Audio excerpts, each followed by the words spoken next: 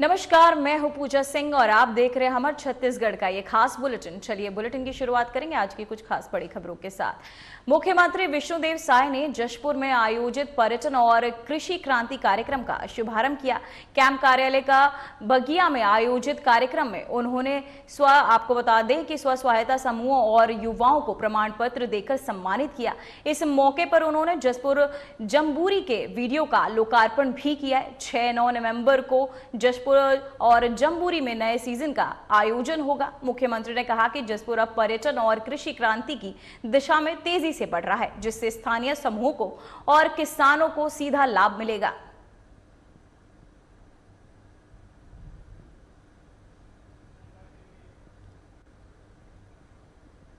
तो वहीं जशपुर के बगिया स्थित मुख्यमंत्री निवास में सीएम विष्णुदेव साय और झारखंड के पूर्व मुख्यमंत्री अर्जुन मुंडा के बीच महत्वपूर्ण बैठक हुई। इस दौरान मुख्यमंत्री साय ने अर्जुन मुंडा को शॉल भेंटकर गर्मजोशी के साथ उनका स्वागत किया। बैठक में दोनों नेताओं ने क्षेत्रीय विकास, सामाजिक आर्थिक मुद्दों समेत अन्य महत्वपूर्ण विषयों पर गहन चर्चा की। दोनों के बीच ये संवाद भविष्य में सहयोग को लेकर सकारात्मक संकेत माना जा रहा है।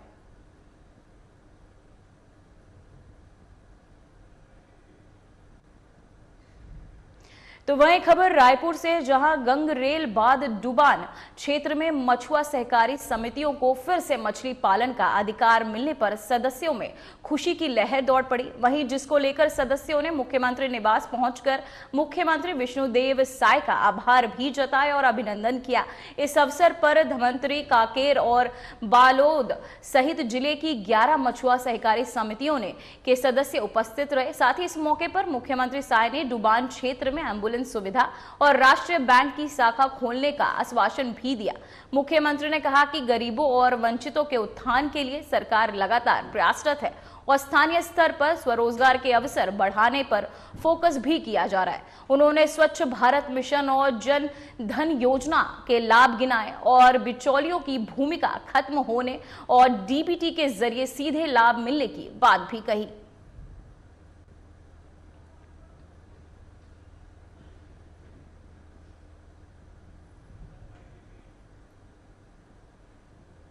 तो वहीं छत्तीसगढ़ के मुख्यमंत्री विष्णुदेव साय ने रायपुर में 3 दिवसीय दंत चिकित्सा सम्मेलन का शुभारंभ किया। इस दौरान उन्होंने कहा कि इस कार्यक्रम में राज्य भर के दंत चिकित्सकों के साथ देश भर के वरिष्ठ विशेषज्ञ भी शामिल हुए हैं। मुख्यमंत्री ने कहा कि हम ये सुनिश्चित करना चाहते हैं कि छत्तीसगढ़ के सभी नागरिकों के दांत स्वस्थ रहे। सम्मेलन का उद्देश्य लोगों को ओरल हेल्थ के प्रति जागरूक करना और चिकित्सा सेवाओं को और बेहतर बनाना है।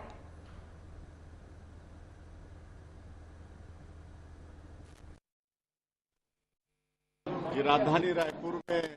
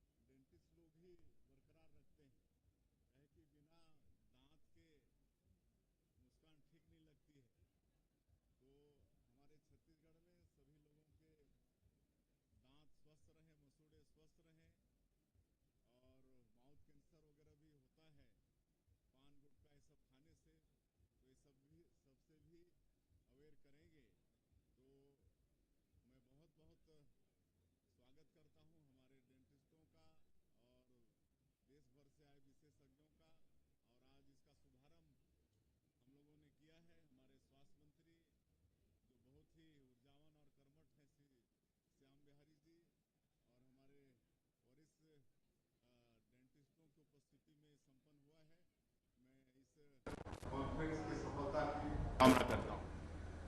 तो वहीं अंबिकापुर दौरे पर मंत्री लक्ष्मी राजवाड़े ने कहा कि महतारी बंधन योजना का उद्देश्य जरूरतमंद महिलाओं को आर्थिक संबल देना है।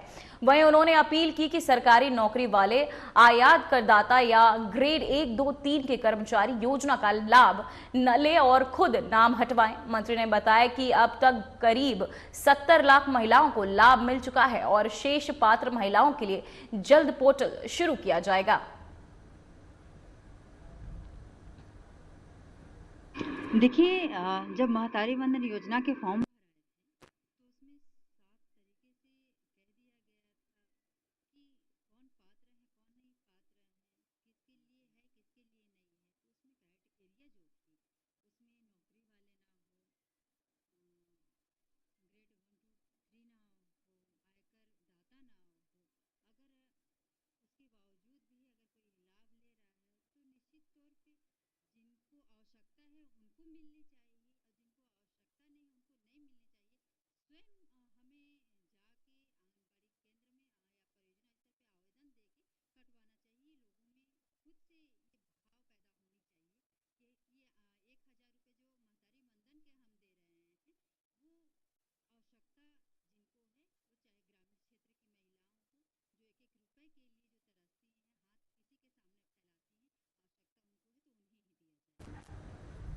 तो वही खबर बस्तर से, जहां प्रदेश सरकार की महतारी बंधन योजना के में बड़ा फर्जीवाड़ा जो है सामने आया है। जांच में पता चला कि 2000 से अधिक मृत महिलाओं के खातों में लगातार राशि भेजी जा रही थी।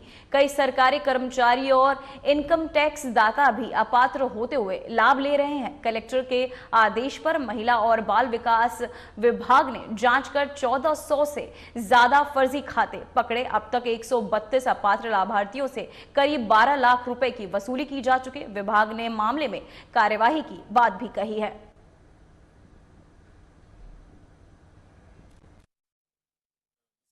प्राप्त हुआ हो गया, दर्ज हो गया। उसके बाद जो जानकारी मिलती है, जिससे बाद में किसी महिला की मृत्यु हो गई तो उसको मृत्यु हो जाने के बाद उनका होल्ड पे डाल दिया जाता है। लेकिन कोई ऐसा प्रकरण पहले वाला ऐसे जैसा नहीं है कि कोई कह दे कि पहले से मृत थी, ऐसा कुछ प्रकरण नहीं है। कितने मृत महिला? 2000 करीब हैं जिनकी योजना प्रारंभ होने के बाद जिनकी मृत्यु की सूचना अब प्राप्त हुई है, उनको होल्ड पे डाला गया। और जो भी फॉर्म भरते हैं उनका फिर वेरिफिकेशन होता है। वेरिफिकेशन के बाद जो सही पाया जाता है उसको ये आगे कार्रवाई की जाती है। जिसका सही नहीं रहता उसका आगे कार्रवाई नहीं की जाती। ऐसे कितने फॉर्म? हाँ, कुछ लोगों को राशि वसूली की जरूर कार्रवाई की गई है, जिसका स्टेट गवर्नमेंट के एम्प्लाई हैं या इनकम टैक्स पेई हैं। तो ऐसे 132 लोगों से करीब 12 लाख के आसपास राशि वसूल की गई है। वो करीब 1400-1450 के आसपास संख्या थी, जिसमें कई कैटेगरी में थे। कुछ असत्यापित भी थे, कुछ स्टेट गवर्नमेंट के भी थे, कुछ इनकम टैक्स वाले भी थे। सब 4-5 कैटेगरी में हैं वो। तो वहीं राजिम विधायक रोहित साहू ने अवैध रेत परिवहन कर रहे 2 हाईवा वाहनों को फिंगेश्वर राजिम मुख्य मार्ग पर ग्राम बोरसी के पास रोक लिया। नाराज विधायक ने मौके पर पहुंचे फिंगेश्वर पुलिस को दोनों वाहन सौंपते हुए एफआईआर दर्ज कराने के निर्देश भी दिए। सूचना मिलते ही राजिम एसडीएम और थाना स्टाफ भी मौके पर पहुंचे। विधायक ने अवैध उत्खनन पर सख्त कार्यवाही की मांग भी की है।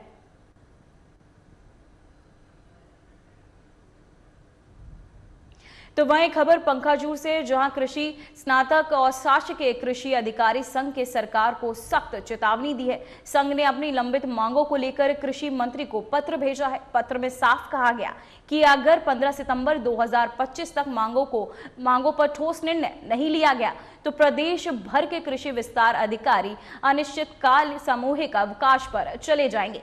संघ ने आरोप लगाया है कि बार बार ज्ञापन और चर्चा के बावजूद कृषि विभाग ने उनकी मांगों पर कोई सकारात्मक कदम नहीं उठाया।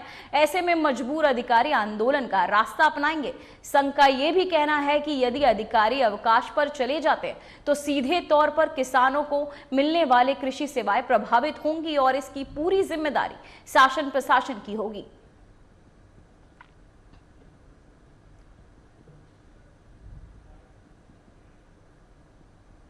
आज हम कृषि स्नातक शासकीय कृषि अधिकारी संघ के माध्यम से माननीय मुख्यमंत्री और माननीय कृषि मंत्री जी को द्वारा अनुविभागीय राजस्व अधिकारी पखंजूर के माध्यम से ज्ञापन दिए हैं।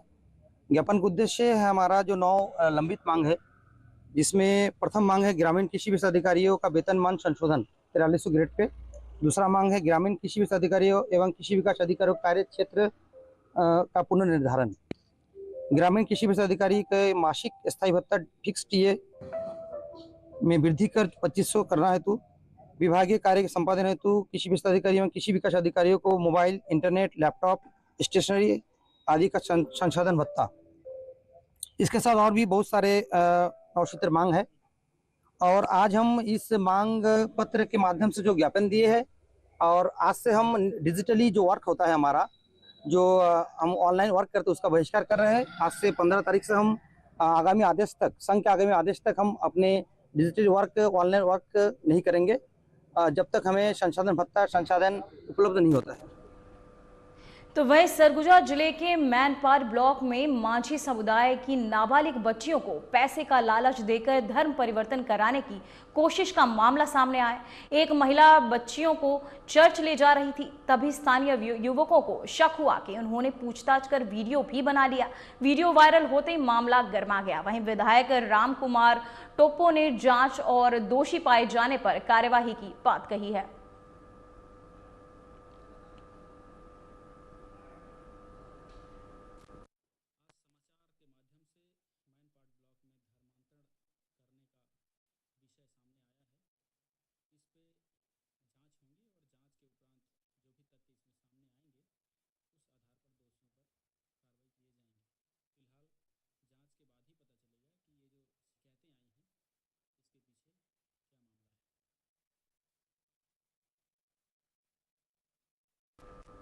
तो वही खबर दुर्ग से है, जहां पद्मा भूपे आपको बता दें, प्रार्थना सभा को लेकर बड़ा बवाल हुआ है। बजरंग दल कार्यकर्ताओं का कहना था कि ईसाई समुदाय लगातार धर्मांतरण करवा रहे हैं।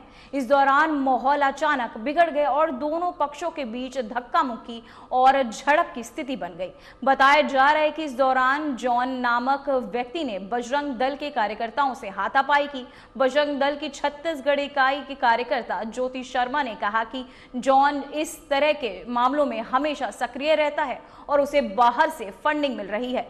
वहीं शर्मा ने प्रशासन से मांग की है कि जॉन को जिला बदर किया जाए, अन्यथा आगे उग्र आंदोलन किया जाएगा। साथ ही उसकी बैंक डिटेल की जांच करने की भी मांग उठाई गई है।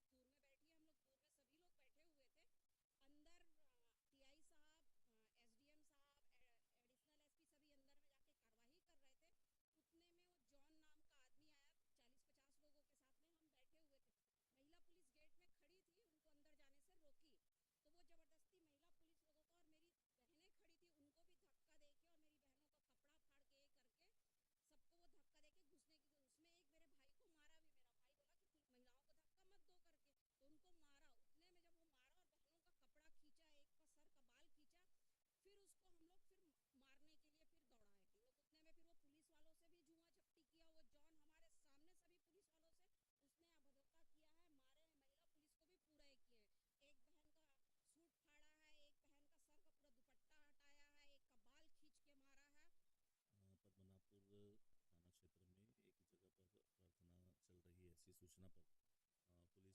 पुलिस की टीम गई हुई थी। इसी विषय विभिन्न लोग आपस में भिड़ गए, जिस पर लैंड ऑर्डर की स्थिति निर्मित हो गई थी, जिनको अलग करके अभी विधिवत वैधानिक कार्रवाई की जा रही है। समझाइश दी गई है, सौहार्द बने रहे। जब वहाँ छुड़ा रहे थे आपस में जो झड़प हो रही थी, तो ऐसी बात आई है। पुलिस को किसी प्रकार की कोई चोट नहीं हुई। दोनों पक्षों में मारपीट की भी बात सामने आई है। वैधानिक कार्रवाई की जा रही है। दोनों पक्षों में जो भी चीजें हैं उसकी जांच की जा रही है और दोनों पक्षों के खिलाफ वैधानिक कार्रवाई की जाएगी। तो वहीं खबर बलरामपुर से, जहां पुलिस लाइन कॉलोनी से एक दर्दनाक घटना सामने आई, जहां आरक्षक की पत्नी ने फांसी लगाकर आत्महत्या कर ली। बीमारी से जूझ रही महिला ने यह कदम उठाया, जिससे परिजन सदमे में। आपको बता दें कि देर रात महिला अपनी मासूम बच्ची के साथ कमरे में सोने गई और सुबह फंदे से झूलती मिली। घटने का सूचना मिलता ही एएसआई राधेश्याम विश्वकर्मा के नेतृत्व में पुलिस टीम मौके पर पहुंची। शव को पोस्टमार्टम के लिए भेजा गया, जिसके बाद परिजनों को सौंप दिया गया।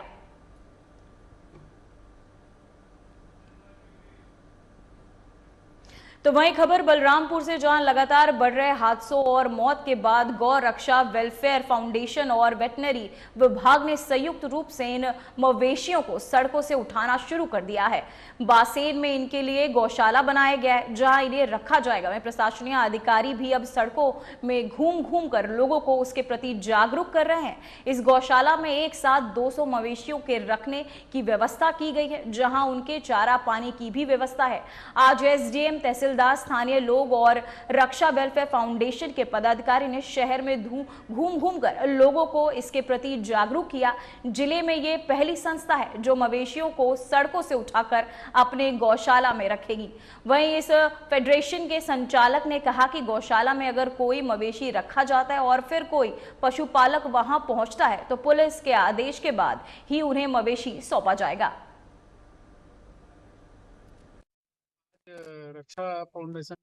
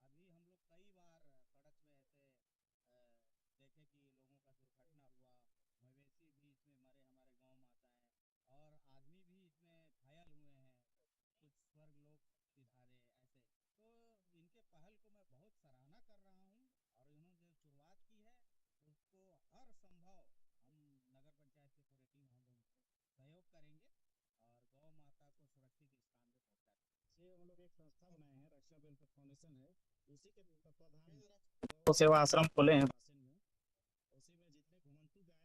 जो रोड पे एक्सीडेंट होता है आए दिन, उसको हम लोग प्रयास कर रहे हैं कि एकत्रित करके उसको वहाँ पे रखें और उनका चारा पानी वहीं पे मिले। यही हम लोग का पहल है। इसमें सभी से अपील अपन करना चाहेंगे सभी लोग इसमें सहयोग करें और गौ माता की सेवा पे आगे आए। मवेशियों को ले जाएंगे, उसके लिए हम लोग नियम बनाए हैं कि वो जो भी मवेशी पालक अपना दावा करता है कि हमारा मवेशी है, वो थाना के माध्यम से आएगा, थाना के माध्यम से लिखवा कर उसको लाएगा, इसके बाद ही उसको दिया जाएगा। तो वहीं खबर रायपुर से, जहां हिंदू संगठन कलेक्टर परिषद में प्रदर्शन कर रहे शक्ति साधना और उपासना के पर्व नवरात्र के दौरान गरबा आयोजन में आपको बता दें फुहड़ता फैलाने का आरोप लगाते हुए हिंदू संगठनों ने कड़ा ऐतराज जताया है। गरबा के नाम पर अश्लीलता को रोकने की अपील करते हुए आयोजन पर प्रतिबंध लगाने की मांग रखी गई है। हिंदू संगठन कलेक्टर को ज्ञापन सौंपने और मांग करने की धार्मिक भावनाओं को आहत करने वाले आयोजन पर सख्त कार्यवाही हो।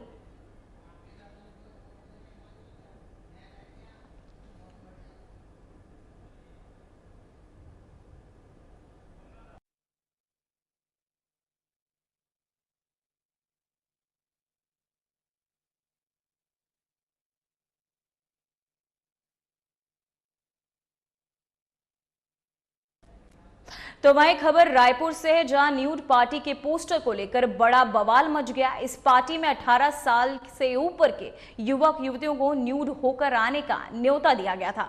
बड़ी संख्या में युवाओं ने आपको बता दें पंजीयन की भी करवाया। साथ ही अब इस मामले में हंगामा और भारी विरोध होने के बाद पुलिस ने इस आयोजन से जुड़े 7 आरोपियों को गिरफ्तार कर लिया है।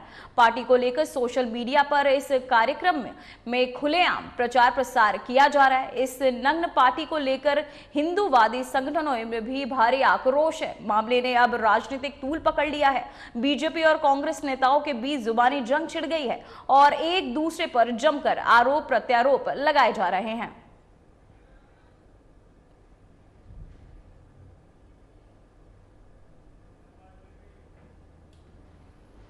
तो वही खबर फिंगेश्वर से है, जहां ग्राम नागझर में जंगल में सटे मुर्गा फार्म में तेंदुए ने अपने बच्चे के साथ हमला किया। तेंदुआ मुर्गा फार्म के पिछले हिस्से के जाली को तोड़कर अंदर घुसा। खाने के बाद लगभग 160 मुर्गियों को क्षति पहुंचाने की बात सामने आई है। वन विभाग के तहत 3 दिन पहले मुनादी कर लोगों को सूचना दी गई थी, लेकिन इसके बावजूद ये घटना हुई। सूचना मिलने पर वन विभाग की टीम मौके पर पहुंची। वही खबर है कि मादा तेंदुआ और उसके बच्चे फार्म में आए थे। फिलहाल मुर्गियों को दफनाया जा रहा है। वन विभाग ने आसपास के ग्रामीणों को तेंदुओं से अलर्ट रहने की अपील भी की है।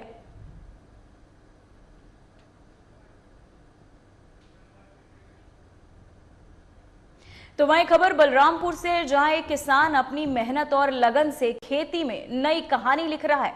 राधा कृष्ण नगर ग्राम पंचायत के किसान अंकित मंडल ने खीरे की खेती से इलाके में अलग पहचान बनाई है। किसान अंकित मंडल पिछले 6-7 सालों से लगातार खीरे की खेती कर रहे हैं। उन्होंने अब तक करीब 1.5 लाख रुपए की लागत लगाई और हर सीजन में 3 से 4 लाख रुपए तक की शुद्ध मुनाफा कमा रहे हैं। अंकित मंडल के तहत तैयार खीरे की आपूर्ति स्थानीय मंडियों के साथ साथ आसपास के जिलों और अन्य राज्य तक भी जाती है।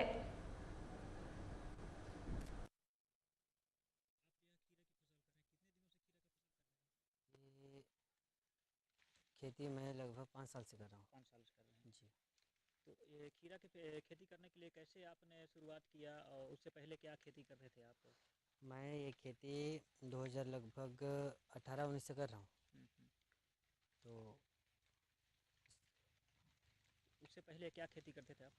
उससे पहले गर्मी में मक्का लगाता था, बरसात में धान। तो आपने खेती करने के लिए मतलब बदलाव कैसे किया और खीरा की खेती करने लगे? जैसे किसी ने सलाह दिया था या फिर किसी की जानकारी की वजह से आज खीरे की फसल करने लगे आप? मैं अंबिकापुर गया था, भगवानपुर एक गाँव करके नाम है। तो वहाँ पर मैंने देखा खीरा की खेती। देखने के बाद फिर मैं सोचा कि क्यों ना करूँ मैं अपने घर में। तो फिर वहाँ से मैं स्टार्ट किया। मतलब खीरे की फसल देख करके आपने बदलाव शुरू कर दिया? जी जी। अभी मार्केट में आप इसका सेलिंग कैसे कर पा रहे हैं? मतलब ज़िले में ही करते हैं या फिर अन्य राज्यों में भी करते हैं इसका? नहीं, जिला में बहुत कम, अन्य राज्यों में सबसे ज़्यादा। मतलब डिमांड बाहर ही ज़्यादा हो रहा है? हाँ, बाहर ही ज़्यादा होता है इसका डिमांड। इससे अच्छा मुनाफा कमा रहे हैं? फिलहाल बुलेटिन में बस इतना ही। मुझे दीजिए इजाजत। नमस्कार।